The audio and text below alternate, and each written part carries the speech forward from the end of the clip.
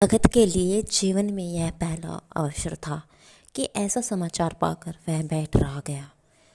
80 वर्ष के जीवन में ऐसा कभी ना हुआ था कि सांप की खबर पाकर वह दौड़ा ना गया। माघ पूष की अंधेरी रात, चैत बैसाख की धूप, वेल्लू, सावन भादों की चढ़ी हुई नदी और नाले, किसी की उसने कभी परवाह ना की। वह परंतु घर से ले निकला पड़ता था। निस्वार्थ निष्काम लेन देन का विचार कभी दिल में आया नहीं। यह ऐसा काम ही ना था। जान का मूल्य कौन दे सकता है। यह एक पुण्य कार्य था। सैकड़ों निराशों को उसके मंत्रों ने जीवन दान दे दिया था, पर वह आज घर में कदम नहीं निकाल सका। यह खबर सुनकर सोने जा रहा है।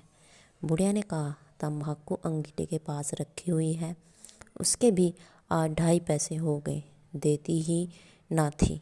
बुढ़िया यह कहकर लेटी। बूढ़े ने कुप्पी बुझाई, कुछ देर खड़ा रहा, फिर बैठ गया, अंत को लेट गया। पर यह खबर उसके हृदय पर बोझ की भांति रखी हुई थी। उसे मालूम हो रहा था कि उसकी कोई चीज़ खो गई है, जैसे सारे कपड़े गीले हो गए हैं या पैरों में कीचड़ लगा हुआ है, जैसे उसके मन में कोई बैठा हुआ उसे घर से निकालने के लिए कुरेद रहा है। बुढ़िया जरा देर में खर्राटे लेने लगी। बूढ़े बातें करते करते सोते हैं और जरा सा खटका होते ही जागते हैं। तब भगत उठा, अपनी लकड़ी उठा ली और धीरे से किवाड़ खोले। बुढ़िया ने पूछा, कहाँ जाते हो? कहीं नहीं, देखता हूँ कितनी रात है। अभी बहुत रात है, सो जाओ। नींद नहीं आती। नींद काहे को आएगी, मन तो चड्ढा के घर पर लगा हुआ है। चड्ढा ने मेरे साथ कौन सी नेकी कर दी थी जो वहाँ जाऊँ। वह आकर पैरों पड़े तो भी ना जाऊँ, उठे तो तुझ इस इरादे से हो। नहीं री, ऐसा पागल नहीं हूँ कि जो मुझे काटे बोए उसके लिए फूल बोता फिरूं। बुढ़िया फिर सो गई। भगत ने किवाड़ लगा दिए और फिर आकर बैठा, पर उसके मन में कुछ ऐसी दशा थी जो बाजे की आवाज़ कान में पड़ते ही उपदेश सुनने वालों की होती है। आंखें चाहे उपदेशक की ओर हो, पर कान बाजे की ओर होते हैं। दिल में बाजे की ध्वनि गूंजती रही। शर्म के मारे जंघ से नहीं उठता। निर्दयी प्रतिघात का भाव भगत के लिए उपदेशक था, पर हृदय उस अभागे युवक की ओर था जो इस समय मर रहा था, जिसके लिए एक एक पल का विलंब घातक था। उसने फिर किवाड़ खोले इतनी धीरे से कि बुढ़िया को खबर ना हुई। बाहर निकल आया। उसी वक्त गांव का चौकीदार गश्त लगा रहा था। बोला, कैसे उठे भगत? आज तो बड़ी सर्दी है, कहीं जा रहे हो क्या?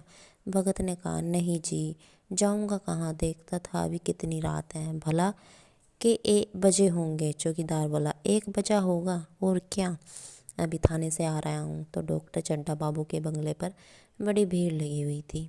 उनके लड़के का हाल तो तुमने सुना ही होगा, कीड़े ने छू लिया है। चाहे मर भी गया हो, तुम चले जाओ तो शायद बच जाए। सुना है 10,000 तक देने को तैयार है। भगत, मैं तो ना जाऊं, चाहे वह 10 लाख भी दे। मुझे 10,000 या 10 लाख लेकर करना क्या है? कल मर जाऊंगा, फिर कौन भोगने वाला बैठा हुआ है। चौकीदार चला गया। भगत ने आगे पैर बढ़ाया। जैसे नशे में आदमी की देह अपने काबू में नहीं रहती। पैर कहीं रखता है, पड़ता कहीं है, कहता कुछ है, जबान से निकलता कुछ है। वही हाल इस समय भगत का था।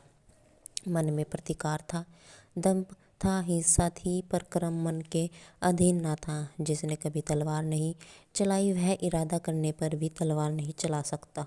उसके हाथ कांपते हैं, उठते ही नहीं। भगत लाठी खटखट करता लपका चला जाता है। चेतना रोकती थी, पर उस चेतना ठेलती थी। सेवक स्वामी पर हावी था। आधी रात निकल जाने के बाद हादसा भगत रुक गया। हिंसा ने क्रिया पर विजय पाई। मैं यूं ही इतनी दूर चला आया हूँ। इस जाड़े पाले में मरने की मुझे क्या पड़ी थी? आराम से सोया क्यों नहीं? नींद ना आती थी ना सही से। 2-4 भजन ही गाता। व्यर्थ इतनी दूर दौड़ा है। चड्ढा का लड़का रहे या मरे, भला मेरे साथ उन्होंने कौन सा सलूक किया था कि मैं उनके लिए मरूं? दुनिया में हजारों मरते हैं, हजारों जीते हैं, मुझे किसी के मरने जीने से क्या मतलब है? मगर उपचेतना ने अब एक दूसरे रूप धारण किया जो हिंसा में बहुत कुछ मिलता जुलता था।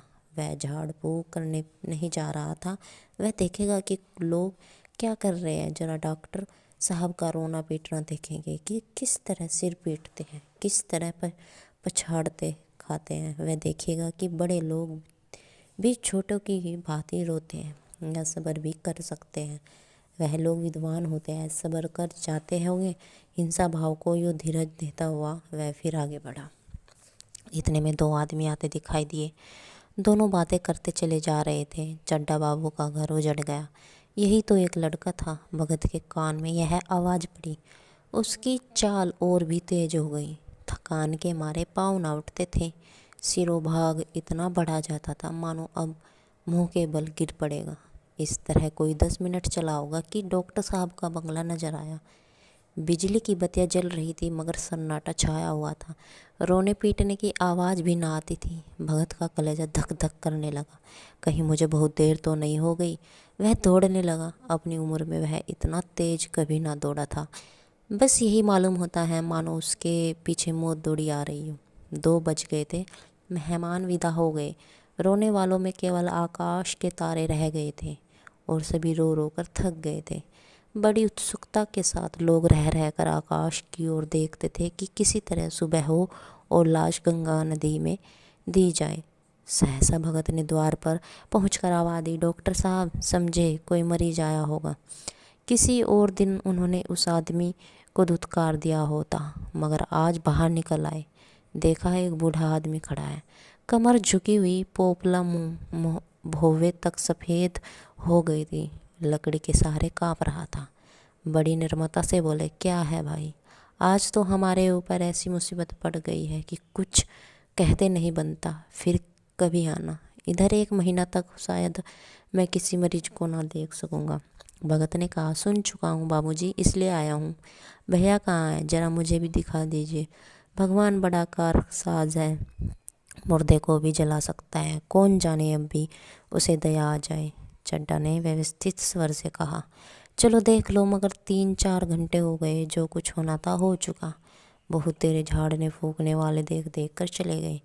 डॉक्टर साहब को आशा तो क्या होती, हाँ बूढ़े पर दया आ गई। अंदर ले गए। भगत ने लाश को 1 मिनट तक देखा, तब मुस्कुरा कर बोला, अभी कुछ नहीं बिगड़ा है बाबूजी। वह नारायण चाहेंगे तो आधा घंटा में भैया उठेंगे बैठेंगे। आप नाहक दिल छोटा कर रहे हैं। जरा कहारों से कहिए पानी तो भरे। कहारों ने पानी भरकर कैलाश पर नहलाना शुरू किया। पाइप बंद हो गया था। कहारों की संख्या अधिक ना थी, इसलिए मेहमानों ने अहाते के बाहर कुएं से पानी भर भर कर कहारों को दिया। मरलाली कलशा लिए पानी ला रही थी। बूढ़ा भगत खड़ा मुस्कुरा कर मंत्र पढ़ रहा था, मानो विजय उसके सामने खड़ी है। जब एक मंत्र समाप्त हो जाता तब वह एक जड़ी कैलाश को सुंघा देता। इस तरह ना जाने कितने घड़े कैलाश के सिर पर डाले गए और ना जाने कितने बार भगत ने मंत्र फूका। आखिर जब उषा ने अपनी लाल लाल आंखें खोली तो कैलाश की भी लाल लाल आंखें खुल गई। एक क्षण में उसने अंगड़ाइयाँ ली और पानी पीने को मांगा। डॉक्टर चड्ढा ने दौड़कर नारायण को गले लगा लिया। नारायण दौड़कर भगत के पैरों पर गिर पड़ी और मरलाली कैलाश के सामने आंखों से आंसू भरे पूछने लगी, अब कैसी तबीयत है। एक क्षण में चारों तरफ खबर फैल गई कि मित्रगण मुबारकबाद देने आने लगे। डॉक्टर साहब बड़े श्रद्धा भाव से हर एक के सामने भगत का यश गाते फिरते थे। सभी लोग भगत के दर्शनों के लिए उत्सुक हो उठे, मगर अंदर जाकर देखा तो भगत का कहीं पता न था। नौकरों ने कहा, अभी तो यहीं बैठा चिलम पी रहे थे, हमें लोग तम्बाकू देने लगे तो नहीं ली। उस अपने पास से तम्बाकू निकाल कर भरी। यहाँ तो भगत की चारों ओर तलाश होने लगी और भगत लपका हुआ घर चला जा रहा था कि बुढ़िया के उठने के पहले पहुँच जाऊँ। जब मेहमान लोग चले गए तो डॉक्टर साहब ने नारायण से कहा, बुढ़ा ना जाने कहाँ चला गया, एक चिलम तम्बाकू का भी रवादार ना हुआ। नारायण, मैंने तो सोचा था कि ऐसी कोई बड़ी रकम दूंगा। चड्ढा रात को मैंने नहीं पहचाना, पर जरा साफ हो जाने पर पहचान गया। एक बार यह एक मरीज को लेकर आया था। मुझे अब शायद याद आता है कि मैं खेलने चाह रहा था और मरीज को देखने से इनकार कर दिया। आज उस दिन की बात याद करके मुझे जितनी ग्लानि हो रही है उसे प्रकट नहीं कर सकता।